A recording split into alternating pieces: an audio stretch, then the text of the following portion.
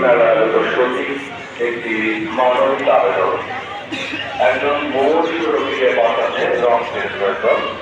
রক্তের group AB positive. রক্তের group AB positive. আপনাদের মধ্যে থেকে কেউ যদি রক্তদান ইচ্ছুক হন এবং আপনার রক্তের গ্রুপ এবি পজিটিভ হয়, আপনাকে বাংলাদেশ